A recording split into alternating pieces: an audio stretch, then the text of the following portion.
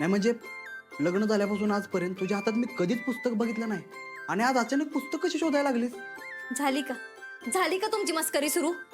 अहो मस्करी नाही करतो मी. मला खरंच प्रश्न पडलाय. मेकअप, रील, नव्या साड्या अशा सगळ्या प्रभावाखाली असलेली माझी देखणी बायको अचानक पुस्तक कशी काय वाचायला लागली? का बसाव तुम्ही, काही काय बोलताय? मी ना ते काय? अहो मी ना आता थोडं जबाबदारीने वागायचं ठरवलंय. ए बाळा, तुला खरंच बरं वाटतंय ना? ताप ताप नाही आला, मला आला असेल. मला पण नाही. अहो गा बसाव, ते माणूस आहे. मी तुम्हाला काहीतरी चांगलं समजून सांगण्याचा प्रयत्न करते, पण नाही, तुमच्या मनाला जे वाटतं ते तुम्ही बोलताय. शांत हो. इथं बस बरं. बस.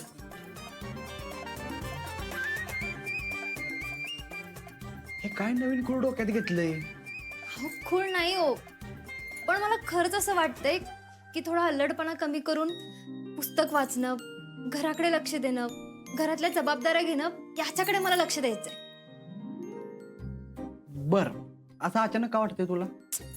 हो अचानक नाही हो, मागच्या काही दिवसात वंस नव्हते ना घरी, तर त्या दिवसांनी मला खूप काही शिकवलंय.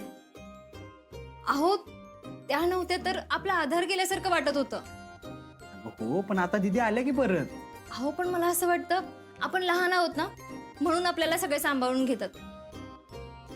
आणि वंसनी तर माझ्या कित्येक चुकांकडे दुर्लक्ष करून मला समजावून सांगितलंय. आणि जर तोच सांभाळून घेणारा व्यक्ती जर इथं नसेल ना, तर त्याचं वेगळंच ओझं आपल्यावर पडल्यासारखं होतं. खरंय, चुका करायला तर संधीच नाही असं वाटतं बघ. कारण सांभाळून घेणारा माणूस नसतं जवळ. अहो म्हणूनच मी ठरवलंय, माझ्यामुळे वंसांना किंवा इतर लोकांना मी कसलाच त्रास नाही होऊ देणार. आता तुम्ही बघाच मी कशी हुशारीने वागते ते. मिस्टर माने, आता काय झालं? बघ, मला तुझं सगळं पटतंय, पण एक सांगू का? तू जशी आहेस ना तशी चांगली आहेस.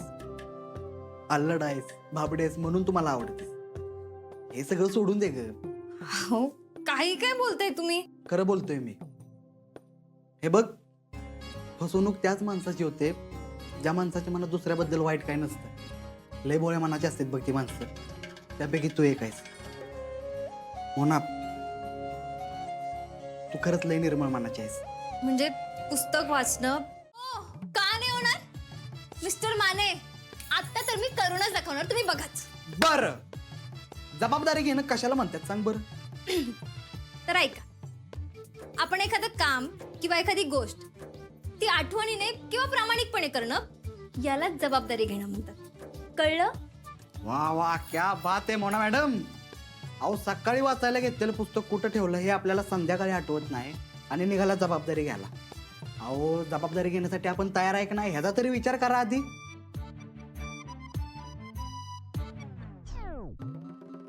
अहो तुम्ही ना, आपली बायको काहीतरी करायचा प्रयत्न करतेय, स्वतःमध्ये चांगले बदल घडवण्याचा प्रयत्न करतेय, पण नाही, तिचं खच्चीकरण कसं करता येईल याच्याकडे तुमचं लक्ष आहे. हे बघा, मला ना तुमच्या नादालाच नाही लागायचंय. तुम्ही जाओ इथून. अगं मस्करी केली ग मी. काय मस्करी?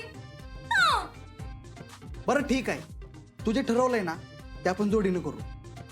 आपण आत्तापासूनच सगळ्या जबाबदाऱ्या घेऊ, म्हणजे दीदीचा आणि घरातल्या सगळ्यांचा त्रास कमी होईल. म्हणजे तुम्ही मला मदत करणार? हा मग. आणि अजून एक, जरा 2 पावलं तिकडे जा. काय? जा तरी. 1 2.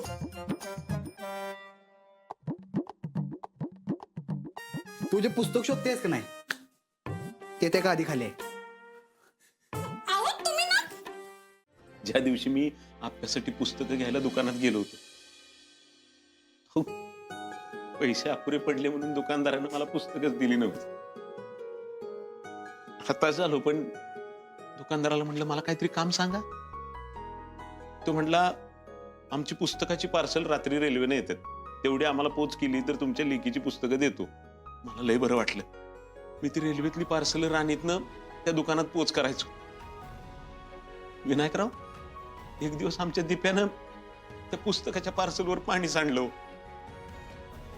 भिजलेली पुस्तकं बघितली आणि दुकानदारानं मला सांगितलं की परत नका आणू आमची पार्सल, अशी भिजवताय पुस्तकं तुम्ही. अहो बापू, खाणाऱ्याला मिळत जातं म्हणतात ना, ते चुकीचं नाही बघा. अहो कुणी किती आपलीला पुस्तकापासून लांब ठेवलं असतं ना, तरी पुस्तकाने तिचा शोध घेतला असता. अहो, पोरगीच आहे आपली तशी. खरंय, मेहनत, जिद्द, चिकाटी माझ्या आप्पीच्या अंगी होतीच हो.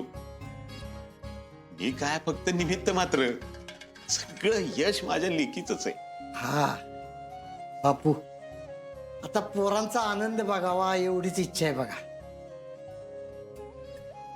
हा, स्वप्नील आणि रुपाली बद्दल जरा काळजी वाटते. का हो विनायकराव? बापू, अहो अर्जा काय पहिल्यापासून मिळवून खाणाऱ्यातला आहे हो. पर स्वप्नील पहिल्यापासूनच शांत. त्याच्या पदरी देवानं एखादं मूल टाकलं असतं ना, तर माझी काळजी मिटली असती हो. स्वप्नीलच्या स्वभावामुळं असेल, मी अर्जापेक्षा कणभर त्याच्यावर जास्त जीव लावला. हा, पर आता त्याचा वनवास बघितला ना की काळजी वाटते हो. विनायकराव, असं का म्हणताय? आता सगळं चांगलं होतंय ना, पांडुरंग बघतोय. त्याच्या मनात काहीतरी असणार नक्की चांगलं. बघा तुम्ही, सगळं चांगलं होईल. बर, चला, उशीर होतोय, झोपूया, चला.